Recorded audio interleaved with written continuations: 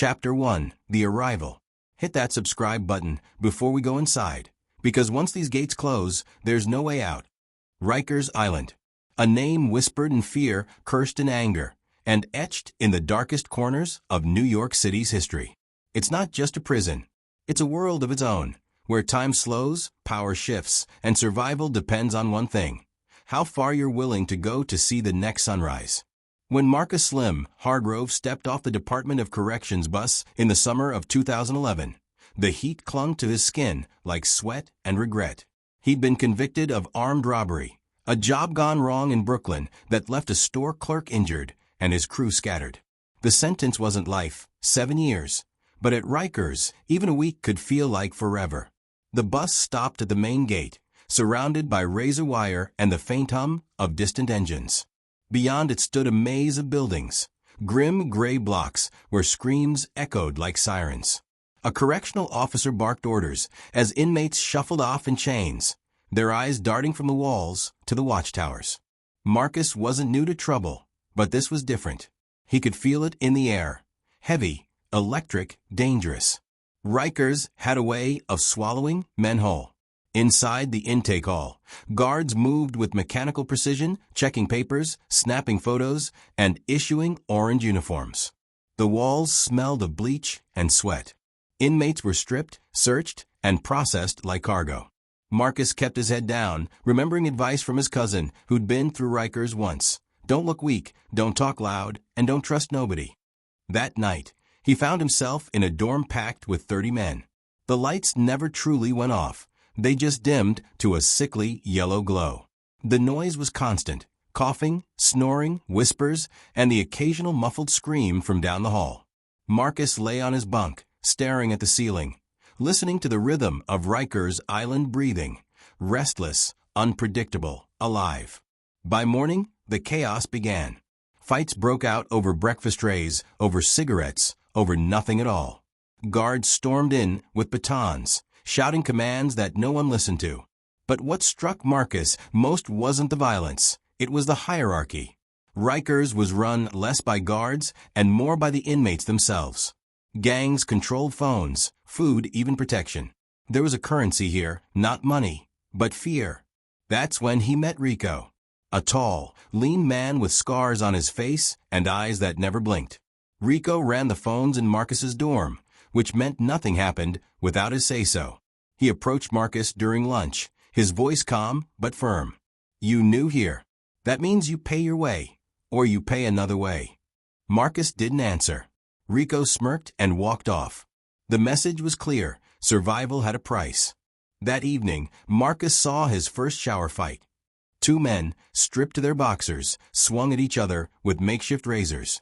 The water ran pink before the guards even arrived. Nobody screamed. Nobody intervened. Just another day inside Rikers. Days turned into weeks. Marcus kept his head down, earning quiet respect for not folding under pressure. He worked in the kitchen, washing trays and cleaning grease from the floor. It was hellish work, but it gave him space, and space meant safety. One night, as thunder rolled over the East River, a riot broke out in another building. Alarms blared. Guards rushed through the halls in riot gear. Marcus watched through the bars as flashes of light illuminated the dark. Glimpses of chaos, men screaming, fires flickering in the distance. By dawn, the air was thick with smoke and the island was on lockdown. Rumors spread fast. 2 inmates dead, several guards injured. But what caught Marcus's attention wasn't the violence. It was the silence that followed. The kind of silence that meant someone had planned it. In the days that followed, things changed. Rico was quieter. The guards were tenser. And Marcus began hearing whispers about a group inside Rikers who didn't just want control of the phones or the food. They wanted the island itself. At first, Marcus thought it was just another rumor. Until one morning, while mopping the kitchen floor, he found something that didn't belong there: a folded note tucked behind a pipe, written in pencil. "We know who you are. We need your help." Marcus froze, heart pounding. He didn't know who left it or what it meant, but one thing was certain: somebody had been watching him. And on Rikers Island, that was never a good thing. When the lights went out that night, he lay awake, clutching the note. Outside, the rain fell hard, tapping against the metal bars like a warning. He thought he'd come to Rikers to do his time and keep his head down. But as he stared into the dark, Marcus realized something chilling. The real sentence was only just beginning. The code of silence. The storm didn't stop for 3 days. Lightning flashed over Rikers Island like nature itself was trying to expose what went on inside those walls. Marcus Slim Hargrove barely slept. That note, "We know who you are. We need your help," never left his mind. Every sound in the dark felt like footsteps coming closer. Every whisper felt aimed at him.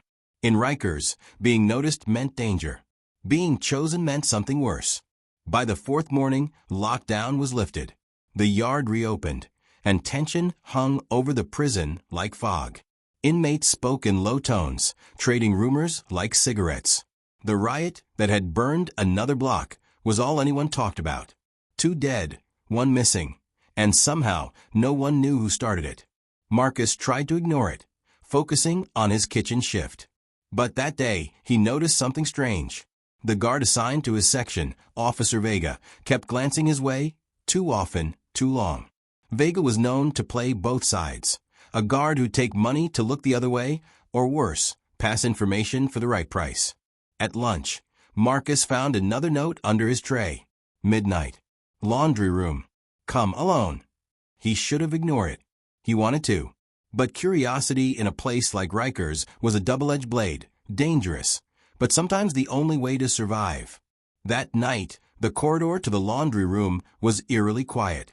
The hum of the industrial dryers masked his footsteps. When he reached the back wall, he saw him, Rico, leaning against a washer, arms folded. "You got the message," Rico said. His tone wasn't threatening, it was calm, measured. "Good. Means you're smart." Marcus crossed his arms. "What do you want from me?" Rico smirked, stepping closer. "You think I don't know who you rolled with on the outside? Bronx Kings. Armed hits. Word travels fast." Marcus tensed. "That life's over." "Not in here it ain't," Rico said. "See, Rikers runs on power. Who controls the phones, who moves the goods, who the guards fear. You got brains. You keep quiet, watch everything. That's why we picked you." Marcus frowned. "Picked me for what?" Rico leaned in, voice dropping to a whisper. "There's a shipment coming. Not drugs, not phones, information. Files. Names. Guard rotations. Access routes. Someone on the inside's trying to move them out before the feds take over this place. If that happens, half the people in here and out there go down. We need to know who's behind it." Marcus's pulse quickened. "Why me?" "Because you ain't part of any crew in here. You're clean. Invisible. You can walk through doors we can't." Rico's eyes glinted in the dim light. "Help us find who's leaking those files, and you'll walk out of here alive. Maybe even early." Before Marcus could answer, a voice echoed from the hallway, boots approaching. Rico's expression hardened. "Think fast, Slim. You in or you out?" Marcus hesitated, then nodded once. Rico disappeared into the shadows just as Officer Vega entered. "Laundry's closed, Hargrove. What are you doing here?" Vega's tone was casual, but his eyes darted around the room, scanning for someone else. "Got locked out of my dorm," Marcus lied. Vega studied him, then handed him a folded slip. "Next time, don't wander where you don't belong." He walked off, keys jingling. When Marcus unfolded the paper later, his hands trembled. It wasn't a citation. It was a list, dates, times, and initials. 3 guards. 2 inmates. A coded schedule. He didn't understand it yet, but something told him he was standing in the middle of a war, one that didn't make the evening news. One fought in silence behind steel doors. Days passed. Marcus followed the list quietly, pretending to clean floors or haul supplies while observing every name, every meeting. He began noticing patterns, certain guards passing notes to specific inmates, groups moving between blocks on nights they weren't scheduled to. The more he saw, the clearer it became. The power inside Rikers didn't just belong to gangs. The guards were part of it too. One afternoon, Marcus was cornered in the hallway by Officer Vega. You've been asking questions, Vega said, voice low. That's a bad habit in here. I'm just trying to stay alive. Vega smirked. Then stop looking at things you don't understand. As Vega turned to leave, Marcus caught a glimpse of something tucked into the guard's belt. A flash drive. His gut twisted. That's it. That's the leak. That night, Marcus returned to his dorm, heart pounding. He sat on his bunk, the noise around him fading into a dull hum. Rico's words echoed in his mind. If the feds take over, half this place burns. He had a choice. Expose Vega and risk his life, or stay silent and let the system devour itself. But before he could decide, an alarm shattered the night. The doors slammed shut. Lights flickered red. Over the intercom, a voice shouted, "Inmate down. Cell block D. Officers respond now." Chaos erupted. Guards rushed by, inmates yelling, pounding on their cell doors. Marcus stood at his window, watching as stretchers rolled past. Someone had been stabbed multiple times. When the body passed, he froze. It was Vega, and taped beneath Vega's blood-stained uniform was a small flash drive, half melted, as if someone had tried to destroy it. The next morning, Rikers Island was silent again. Too silent. Rico was gone, his bunk stripped bare, his name erased from the roll call. And under Marcus's pillow, another note waited. You played your part. Now, it's your turn to finish it. Marcus's stomach dropped. Because this time, the note wasn't written in pencil. It was written in blood. The man who walked out of hell. The morning after Officer Vega's murder, Rikers Island felt like a wound that refused to stop bleeding. Sirens screamed from every block. Guards kicked open cell doors, dragging men out, demanding names. Nobody spoke.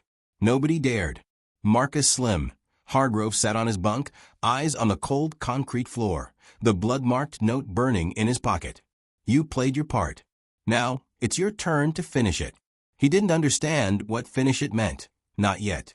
But he knew one thing. Rico was gone, Vega was dead. And somewhere in this maze of metal and fear, the truth was waiting to tear him apart. By noon, investigators from the Department of Corrections and a pair of federal agents arrived. They moved like shadows, quiet, efficient, asking questions that weren't really questions. They wanted control of the flash drive found on Vega's body. But it had vanished from evidence within hours.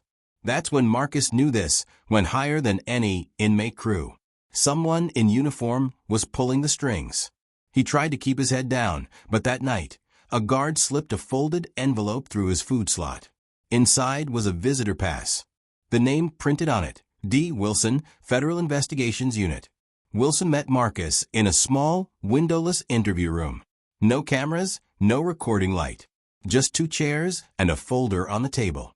"Mr. Hargrove," Wilson began, "I know you didn't kill Vega, but I think you know who did." Marcus leaned back. "Even if I did, talking gets people killed in here." Wilson opened the folder. Inside were photos, blurry surveillance shots, one showing Rico meeting Vega in a laundry corridor, another showing a second figure half hidden in shadow. This isn't just prison politics. Vega was about to expose a ring, guards trafficking contraband, falsifying transfer orders, even selling access to inmate records. Someone silenced him before he could talk. We believe Rico was working for them until he wasn't. Marcus's heartbeat thundered. Then why come to me? Because he trusted you. Before he disappeared, Rico left something meant for you. Wilson slid a small plastic bag across the table. Inside was a broken flash drive. Marcus stared at it. Half melted, just like the one found under Vega's uniform. "Fix that," Wilson said quietly, "and you'll have proof of everything. Who runs this island, who kills for them, who profits. Help us bring it down, and you walk free." Marcus hesitated. "And if I don't?" Wilson stood, smoothing his jacket. "Then Rikers eats you alive like it does everyone else." He turned to leave, pausing at the door. "You've got until the next count. Make your choice." When Marcus returned to his cell, he knew eyes were on him. His gut told him Rico wasn't dead, not yet. The man had vanished too cleanly, too fast. Maybe the system had him. Maybe he was the system. That night, during lockdown, Marcus worked on the flash drive using parts from a stolen radio. He'd learned enough in juvie to bypass damaged circuits. When the tiny LED flickered to life, he exhaled, plugging it into a prison library terminal. At first, nothing. Then, a single folder appeared. RIOPS/archive/secure. He opened it. Dozens of files spilled across the screen. Guard rosters, inmate profiles, and payment logs linking correctional officers to offshore accounts. But one file stood out, Project Cleanhouse. Inside were plans for an internal cover-up, falsified reports, fake inmate deaths, staged riots to eliminate problem witnesses. His own name was listed. Next to it, scheduled for transfer, permanent. He didn't need to guess what permanent meant. Before he could print or copy anything, the screen went black. A cold voice crackled over the intercom. "Step away from the terminal, Hargrove." The door burst open. 2 guards rushed in, tasers raised. Marcus dropped to the floor, heart racing. But as they dragged him out, a voice whispered from behind. "You shouldn't have looked, Slim." He turned and froze. Rico. Alive. Wearing a correctional officer's uniform. "You." Marcus gasped. Rico gave a cold smile. "They needed someone to keep the inmates in line. I just made it official." They shoved Marcus down the hall, past cells filled with faces watching in silence. The noise of Rikers swallowed everything. Shouts, metal clanging, the low hum of something darker brewing beneath the surface. They threw him into solitary. No lights, no window, just a concrete box and his thoughts. Hours later, the door opened again. Agent Wilson stepped in, pale and shaken. "We got what we needed," he said quietly. "The flash drive uploaded before they pulled the power. The feds are moving in tonight." Marcus blinked. "Then why am I still here?" Wilson sighed. "Because not everyone upstairs wants Rikers to fall. You're a loose end now." Marcus's blood ran cold. "So this was a setup?" Wilson looked away. "You wanted out, Slim. Here's your way." He tossed a small keycard onto the floor and left. Marcus stared at it. On one side was a code, East Gate 4 o'clock. At exactly 4 a.m., alarms blared across Rikers. Smoke filled the corridors. Inmates screamed as cell doors malfunctioned open. Amid the chaos, Marcus slipped through the east wing, following the keycard route. Guards ran the opposite way. He moved like a ghost, unseen. When he reached the final gate, a figure waited. "Rico. Did you really think you'd walk out clean?" Rico sneered, raising a pistol. "You cost me everything, Slim. You think the feds are your friends? They'll bury you deeper than this place ever could." Marcus met his gaze, calm. "You were right about one thing. This place runs on power. But power's shifting." Behind them, a helicopter spotlight flared through the fog.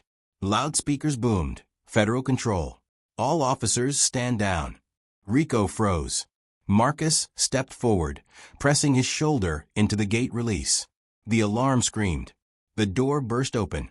Rico lunged, but Marcus slipped through just as a wall of armed agents flooded the yard. Gunfire erupted short, sharp bursts, and when it ended, Rico lay motionless under the spotlight. Marcus dropped to his knees, exhausted, the cold night air hitting his face. A hand grabbed his shoulder. "Wilson, you did it. Rikers is ours now." Marcus stared back at the prison as dawn broke. Smoke curled into the pale blue sky.